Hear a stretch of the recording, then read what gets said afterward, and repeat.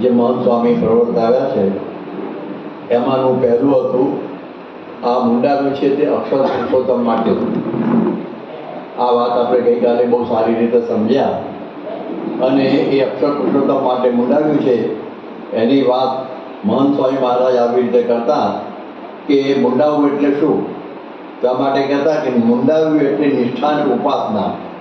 નિષ્ઠા અને ઉપાસના ગઈકાલે આપણે એ બધી બહુ ઊંડાણથી વાત બધી થઈ ગઈ કે નિષ્ઠા એટલે ગુણાતીતાનંદ મૂળ અક્ષર, સહજાનંદ એક પરમેશ્વર અને મહંત સ્વામી મહારાજ મોક્ષનું દ્વાર.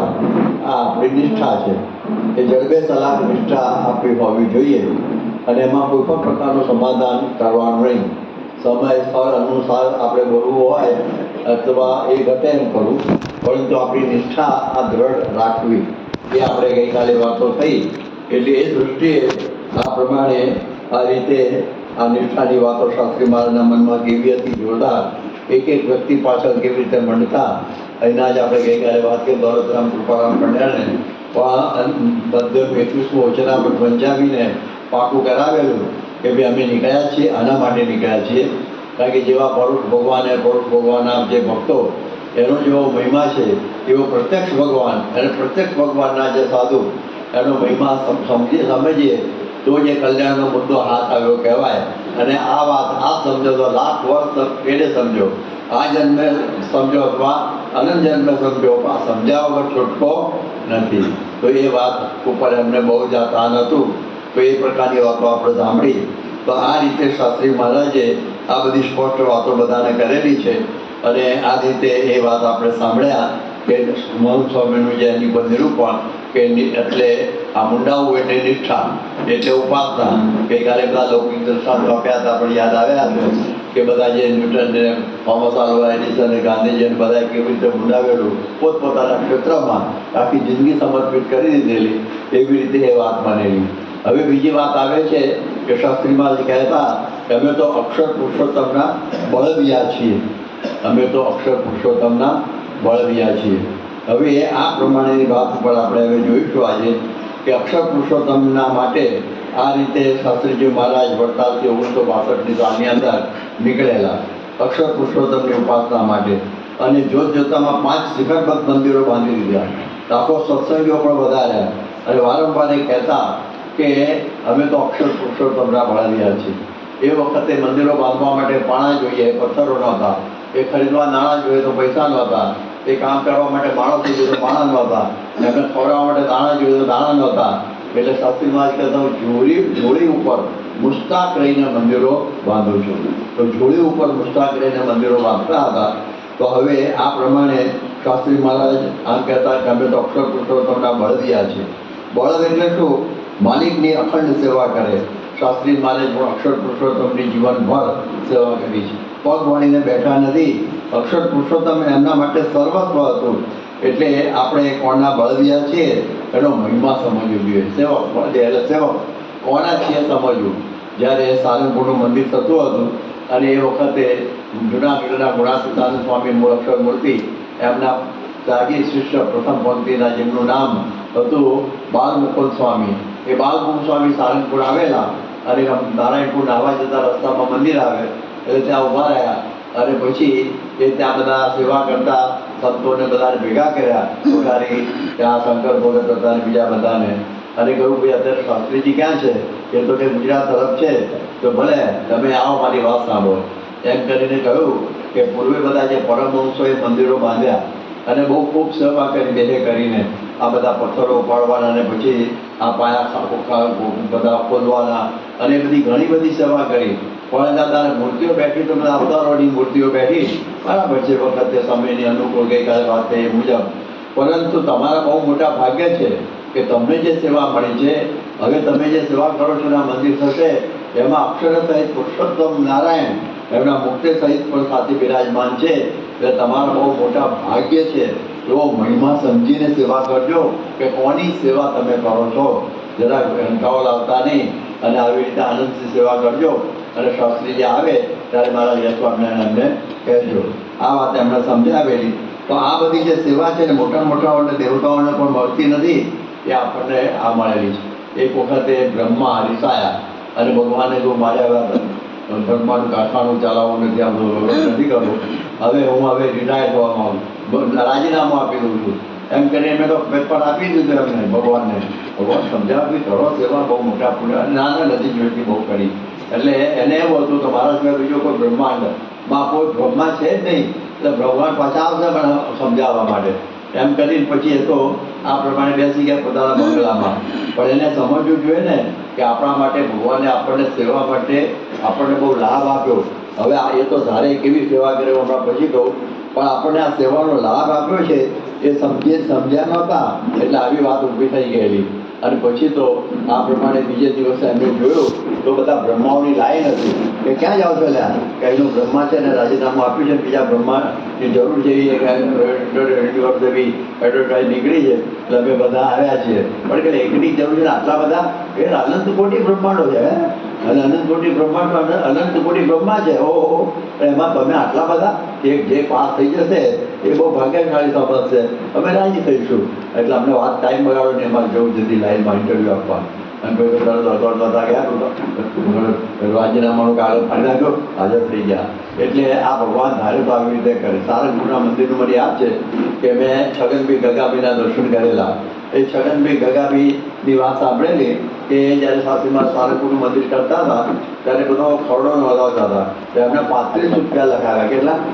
35. સૌથી વધારે એમના હતા, સૌથી વધુમાં વધુ પૈસા એના હતા. બાકી કોઈ આટાળા બે આના ચારના કોઈ કે બળદીઓ જાતે મજૂર કરવા કામ કરી બળવાડું લઈ જજો પણ પૈસો ક્યાં આપે કોઈ. તો આવી પરિસ્થિતિ હતી ત્યારે છગન કાકા કે હું રડી પડ્યો કે 35 રૂપિયા આવું મોટું મંદિર કેવી રીતે બને, ઈંટ નથી આવતી 35 રૂપિયા બાજે, તો કેવી રીતે થશે? ત્યારે શાસ્ત્રી મહારાજ બપોરે 12 વાગે આખું સોનાનું અને હીરા જડેલું મંદિર બતાવજો કે આ મંદિર કે સ્વામી આના રાખી દો એટલે આપણા ખડો કરોડ આપણે એમ કે એ હું ધારું ને તો પૃથ્વીના પેટાળમાંથી આવા મંદિર ઊભા કરી દઉં, પણ મારે તમારે બધાની સેવા લેવી છે. એટલે આપણી પાસે આ સેવા લઈને મંદિર બનાવ નડિયાદ સમજણ પડી. એટલે બાકી ધારે તો એમને ઊભું કરી દેવા છે. એટલે આપણે સમજવું કે આપણને સેવાનો લાભ આપ્યો.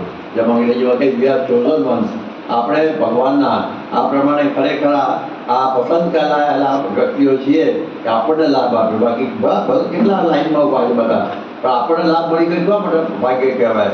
એમ સમજી ગઈ અને આપણે સેવા કરીએ તો કેપ આવે, કેપ ચડી જાય. બળદ છે ને જીવનકાળ દરમિયાન કેવી દૃષ્ટિકોણ રાખીને સેવા કરે છે એનું આપણે જોઈએ. એના 12 મુદ્દાઓ જોઈશું. તો પહેલો મુદ્દો છે, બળદ હંમેશા સહનશીલ હોય છે. બળદ કેવો હોય છે? સહનશીલ હોય છે. એને કોઈ ફરિયાદ જ નહીં, એ કોઈ ફરિયાદ નોંધાવાના જ આપણા પ્રમાણે જેમ તાળ તડકો શબ્દો માર પરિસ્થિતિ બધું જ મૂંગે મોએ સહન કરવા. ત્યારે બોલતા આવડતું નથી, ફરિયાદ ક્યાં કરવા જાય?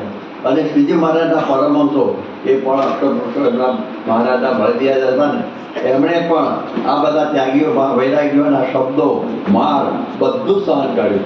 એક હતા વીરાનંદ, એમને તો કપડાં કાઢી અને બધા શરીરે નામ દીધેલા કે છોડ દે સ્વામિનારાયણ કા નામ, બોલે સ્વામિનારાયણ બોલ્યા કરે. અને આખા બધા 5 પૂરું થઈ ગયું. અને પછી મહારાજે આ બધું જોયું, એમની આંખમાં આંસુ આવી ગયા. વાહ, મારા પરમહંસો ખરેખર બળદિયા આટલું બધું સહન કરી રહેલા છે. ઉગા કુમારે પણ ઘણા પિતાનંદ સ્વામીને માર મારેલો આ બધા જાણીએ છીએ જૂના સાવર ગામની અંદર.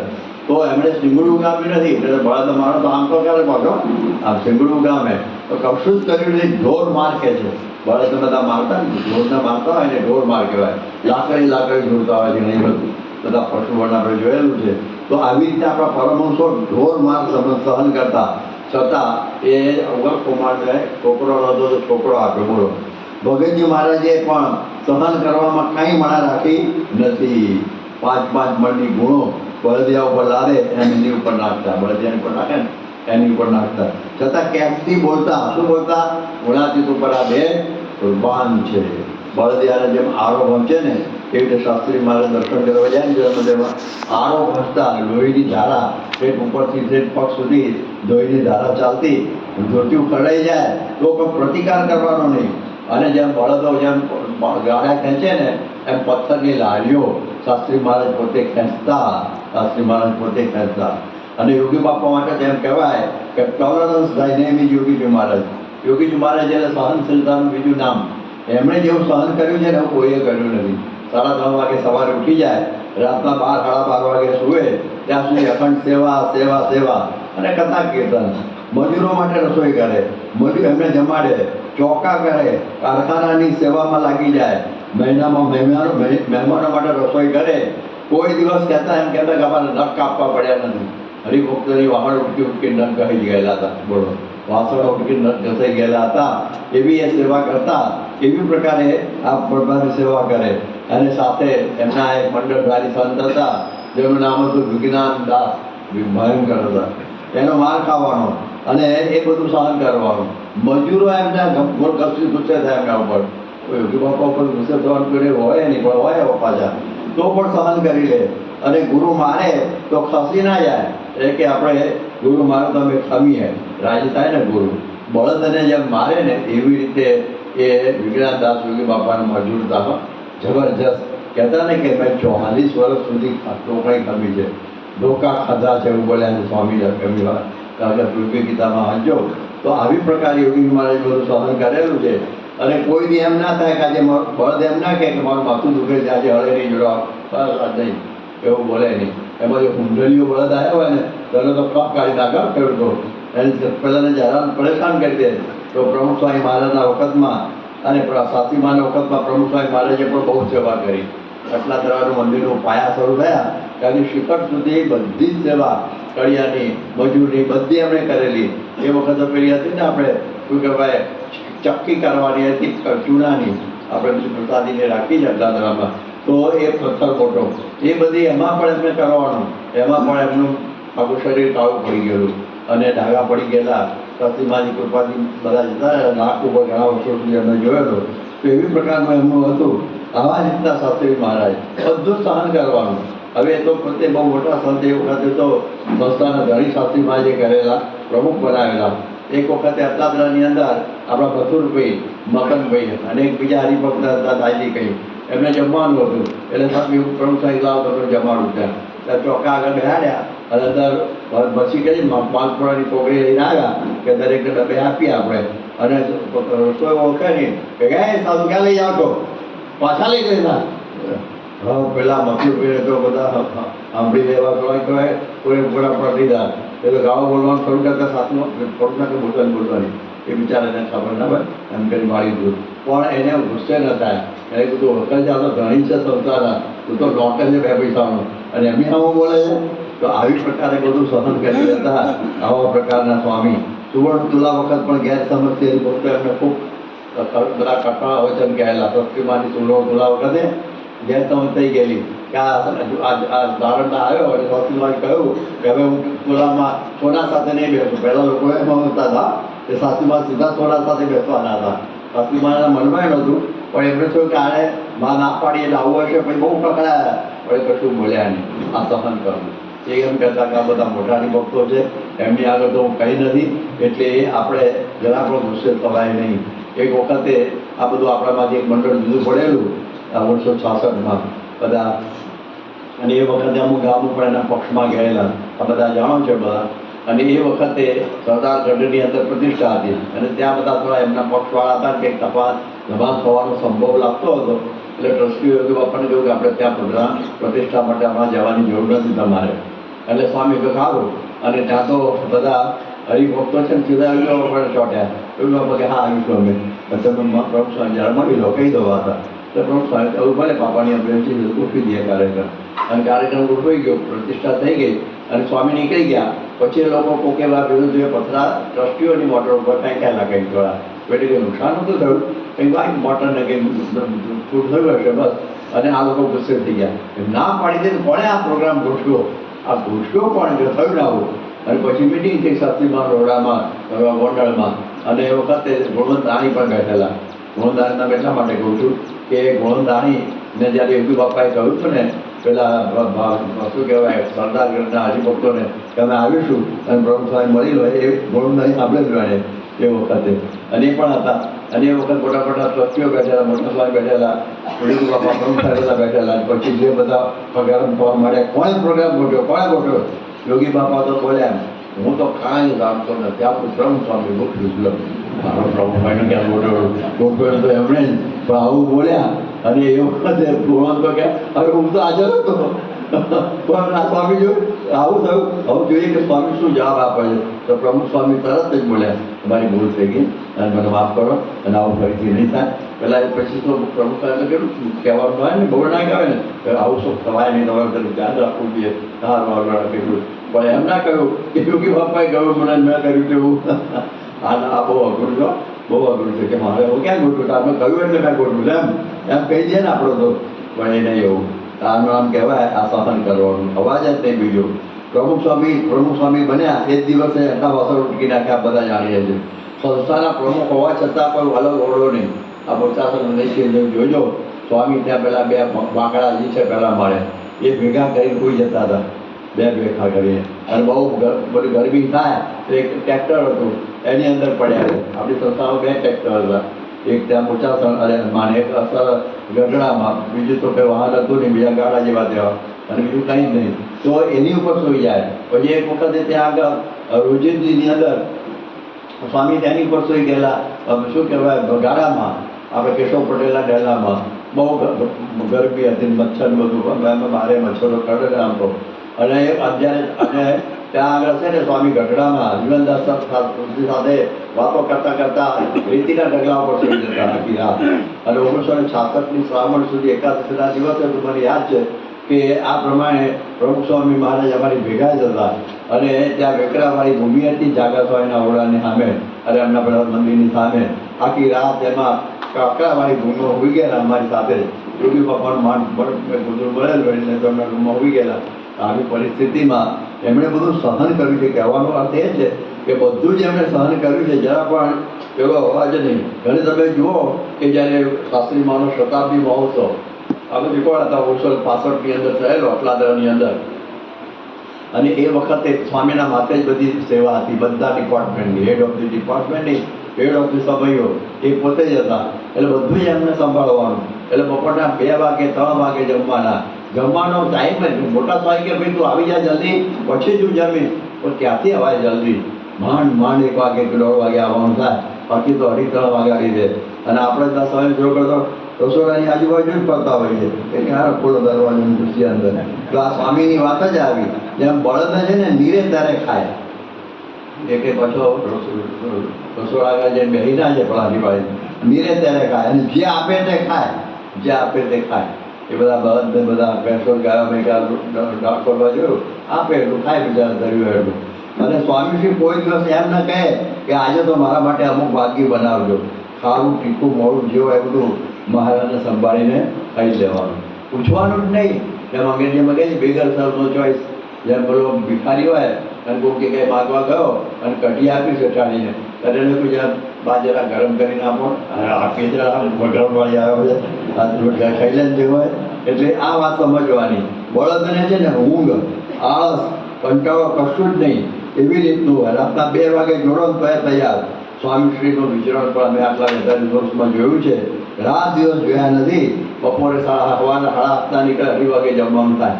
અને એ વખત પેશાબ લાગ્યો હોય, ભૂખ લાગી હોય અને આ પ્રમાણે તરસ લાગી હોય અને સીધું પેલી વાડીઓમાં જમવાનું હોય, તો કેવી વ્યવસ્થા કશી હોય એની અંદર જનરલ રસોઈમાં.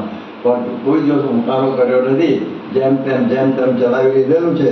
આટલા બધામાં એમણે 7,40,000 પત્રોનું લેખન વાંચન કર્યું. બોલો, આમાં તો ક્યાંથી ટાઈમ કાઢ્યો હશે, પણ કાઢતા હતા, અમને ખબર છે. હવે એ પ્રમાણે આવું બન્યું. અને આખી રાત પ્રોગ્રામીઓ કરી છે એમને ફિલાડેલ્ફિયાની અંદર 1974ની અંદર. મને યાદ છે એક વખત બપોરનું ભોજન 5:30 વાગે થયેલું ન્યુયોર્કની અંદર. સાંજનું ભોજન તો રાતના 11 વાગે તો લગભગ ઘણી વખત થતું. અને દિવસના 13 ગામનો પણ રેકોર્ડ. અને જમતા બેઠા હોય, બેસી ગયા પેલા આણંદની અંદર, અને ત્યાં પધરામણી કોઈની રહી ગઈ હોય અથવા કે સ્વામીજી આવે હાજર ન હોય, સ્વામી પાછું મૂકીને પાછા જાય 7:30 વાગે આવી જવા બે. આવો ક્યાં ગુરુકુળ મળે આપણને? તો આવા આપણને મળેલા છે. પત્તર હડસેલીને પણ સેવાઓ કરેલી છે, એટલે આવું બને છે. તમે જુઓ કે આ પ્રમાણે અહીં પીપળક છે આપણું, આ બેઠા છીએ, અને બાજુમાં દબાણ છે. ત્યાંથી અમે દબાણમાં જમતારો હતો. સ્વામીનો. અને પછી પીપળકમાં પધરામણીઓ કરી. રાતના 11 વાગે શિયાળો બહુ હતો અને પછી અમે પૂરી થઈ ગઈ એટલે અમે હોઈ ગયા. ત્યાં ત્યાં મોટું મંડળ આવ્યો, અમારું ફળ્યું રહી ગયું. અને યાર વાજર કેટલી વખત આવીએ છીએ અમે બધા હજારો મોકલેલા ફરી જાય છું. અને આ શિયાળો તો સખત ઠંડી લાગી જાય, બધા રોટી ઉઠા છે. ત્યાં સ્વામી ઉઠ્યા, ચાલો પાછળ લઉં, ચાલો જઈએ. અને પાછા જઈને 1:30-2 વાગે પધરામણી કરીને પાછા ઉઠતા. આવા બળદિયા છીએ, અક્ષર પુરુષોત્તમના બળદિયા. કોઈ ફરિયાદ જ નહીં. બળદ છે ને જીવનભરનો સેવક, સ્વામી જીવનભરના સેવક. હાથ છૂટ્યા એવું કોઈ દિવસ હાથ છૂટ્યા એવું રહ્યું નથી.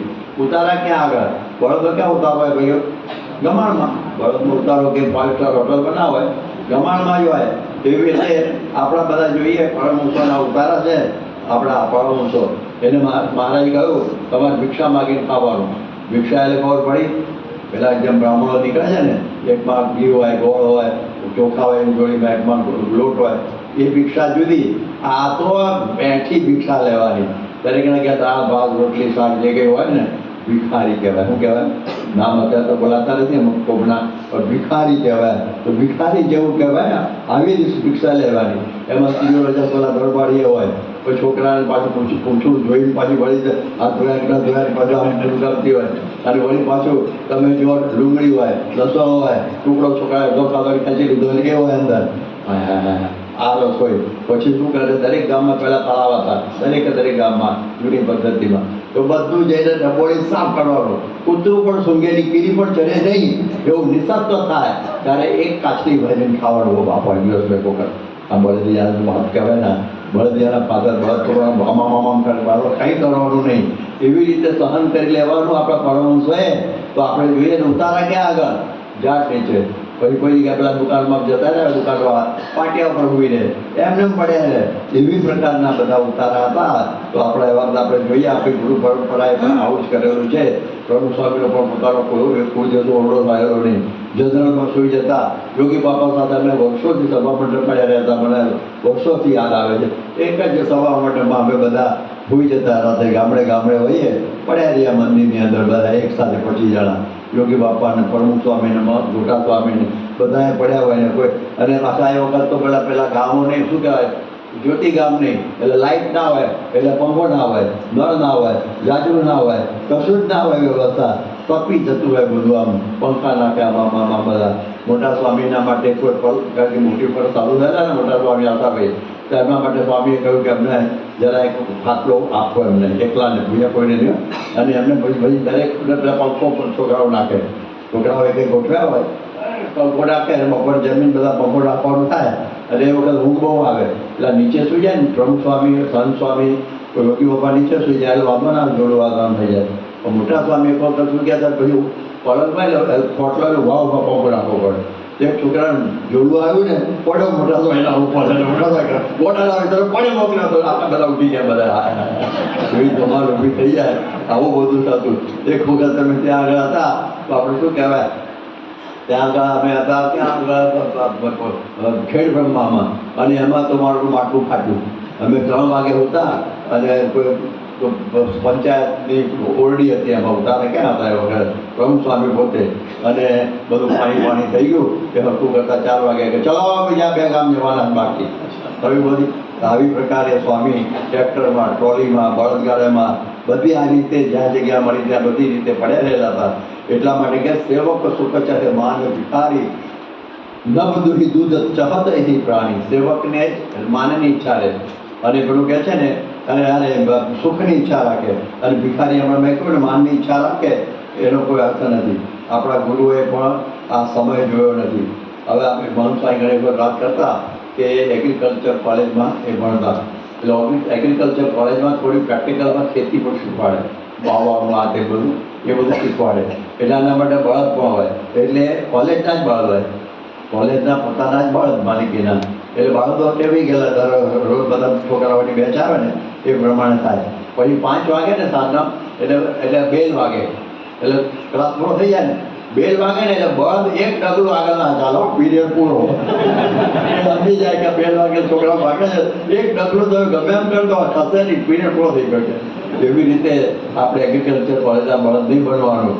કામ પૂરું થાય ત્યારે પૂરું સમજવાનું, સમય પૂરું થાય ત્યારે કામ પૂરું નહીં કરવાનું. કામ પૂરું થાય ત્યારે કામ પૂરું સમજવાનું, સમય સામે જોવાનું નહીં. એ આપણે બધું જોયેલું છે. તો આવી રીતે સત્સંગની વૃદ્ધિ આપણી બધી થયેલી છે. એટલા માટે સમય સાથે નહીં જોવાનું, કામ પૂરું થાય જોવાનું. એક આ સેવકનું લક્ષણ છે. એટલા માટે આ બધું સહન કર્યું છે. તમે જુઓ કે બીજો લક્ષણ, પહેલું લક્ષણ બળદ કેવો છે? સહનશીલ. કેવો આવ્યો? સહનશીલ.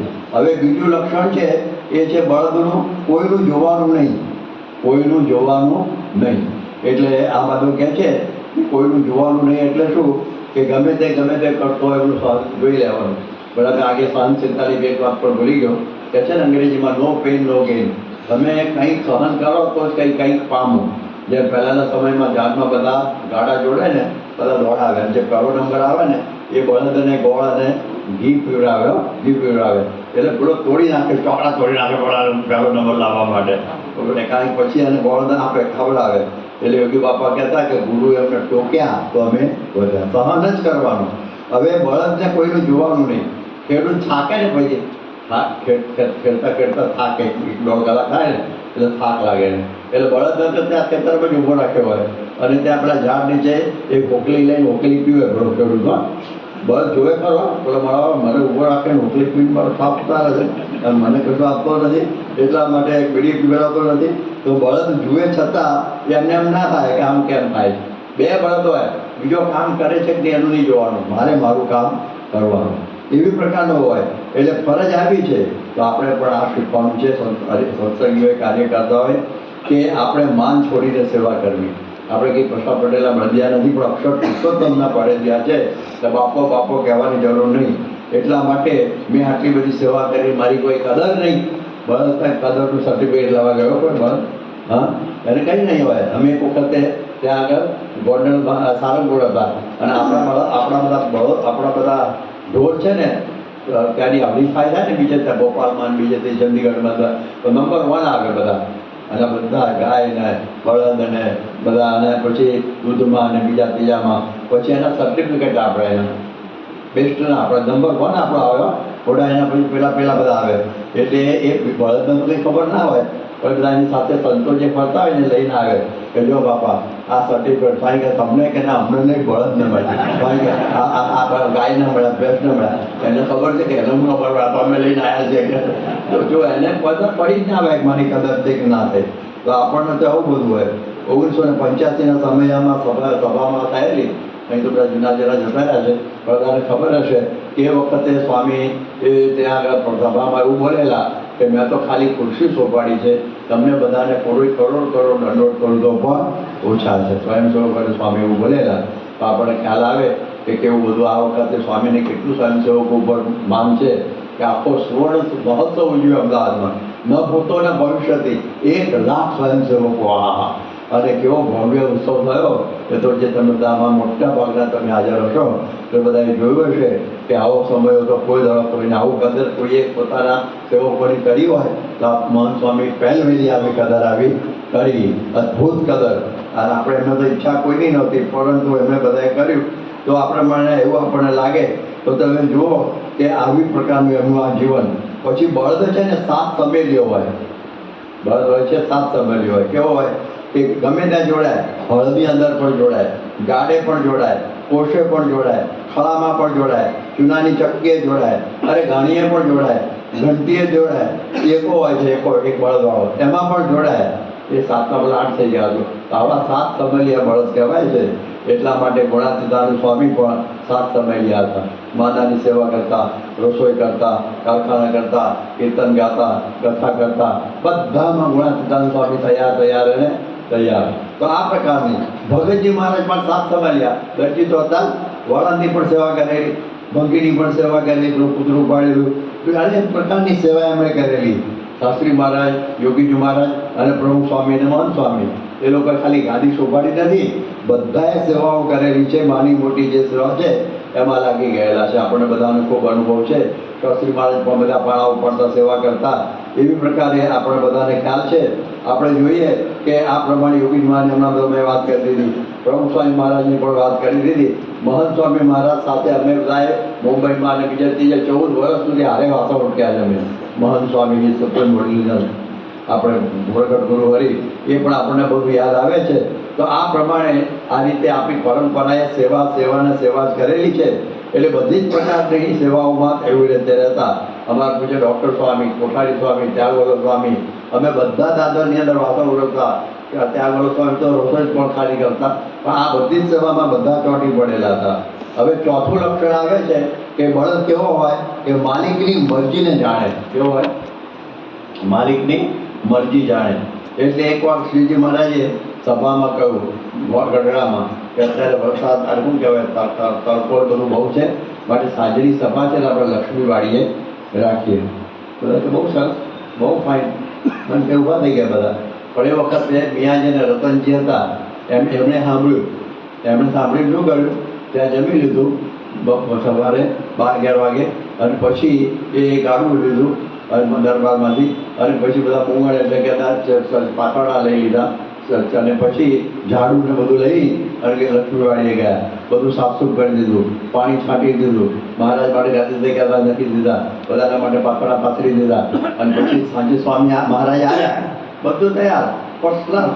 અને એ પ્રમાણે એની પર સભા થઈ ગઈ. અને મહારાજ ગયા તો આ બે જણા રોકાયા, પણ મિયાજીને રતનજી વાઇન્ડઅપની સેવામાં એને જ પાછા.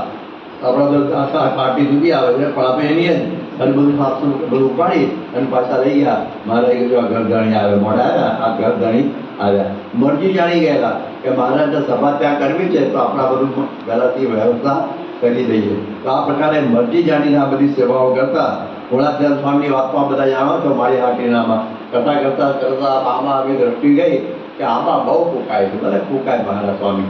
તો હોય ને બધું ઉનાળે હાય કથા કરો. પણ ભગતજી સાંભળી ગયા. અને તરત બાજુનું વેણ જતું હતું નદીનું, એમાંથી હાડે ભરીને બસો આમાંને પાણી પાઈ દીધું. ત્યારે મરજી જાણીને સેવા કરે એ બહુ જબરજસ્ત છે.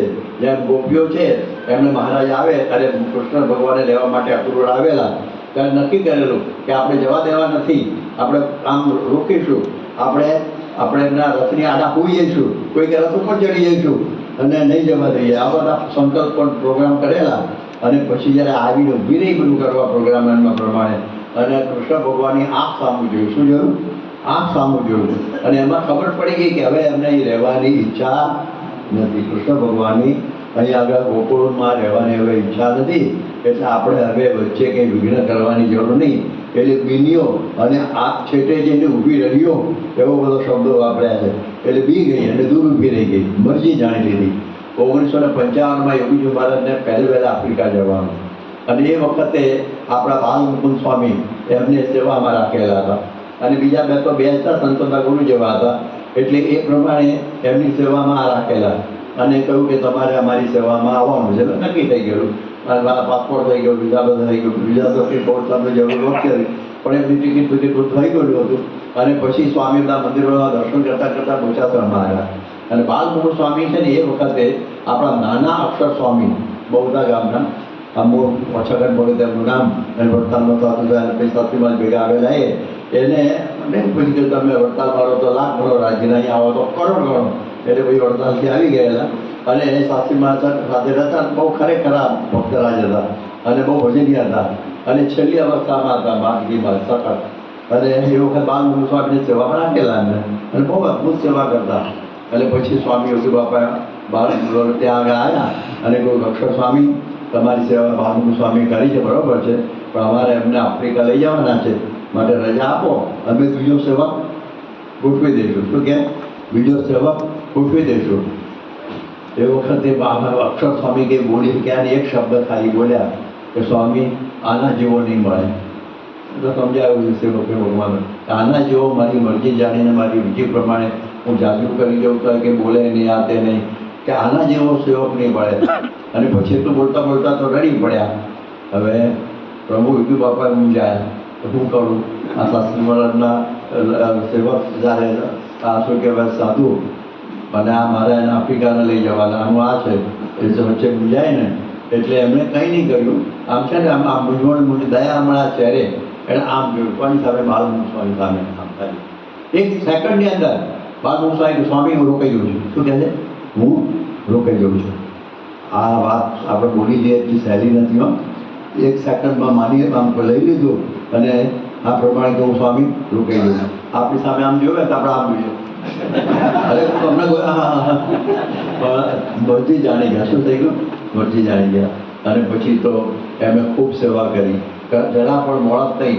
મેં તો કાઢો હા તારા લઈને મારે બધું રોકાવું પડ્યું એવું બોલે ને જોરદારમાં. પણ એવું કશું બોલ્યા નહીં. અને ઠેઠ ધામમાં ગયા ત્યાં સુધી સેવા કરી. બાપા આફ્રિકામાં આવીને ખૂબ રાજી થઈ ગયા અને જીવનભર એમને ગોંડલની સેવામાં મૂકી દીધા. જો આ મરજી જાણી. શું કહેવાય? મરજી જાણે ને તો રાજી પણ જુદો થઈ જાય. પણ લંડનમાં 16 તુલા હતી. ત્યાં છે ને 1985ની અંદર યુપીઆર સ્ટેડિયમની અંદર આવું બન્યું એવું કે બે બાજુ બે સરખો પ્રોગ્રામ થઈ ગયો. આ બાજુ એલેક્ઝાન્ડર પેલેસ પાર્કની અંદર એની પેલી કહે છે ને એની અંદર આપણો કલ્ચરલ ફેસ્ટિવલ ઓફ ઇન્ડિયા શરૂ થઈ ગયો 16મી તારીખથી. 16મી જુલાઈ 1985થી.